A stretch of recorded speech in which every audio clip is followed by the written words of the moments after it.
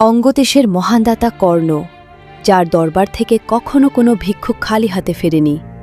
সূর্যোদয়ের আগে তিনি প্রতিদিন দান করতেন এবং সন্ন্যাসী সেবা করাতেন। একদিন ভগবান সন্ন্যাসী রূপে কর্ণের দ্বারে এলেন তার দানের সত্যতা পরীক্ষা করতে।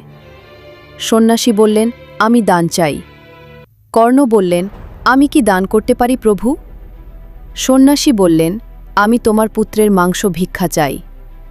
কর্ণ স্তব্ধ, স্ত্রীর চোখে জল।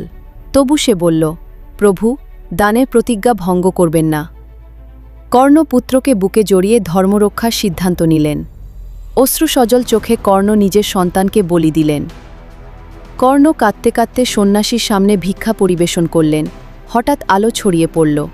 সন্ন্যাসীর রূপ ভেঙে প্রকাশ পেলেন স্বয়ং ভগবান। পাশে জীবিত অবস্থায় দাঁড়িয়ে কর্ণের পুত্র।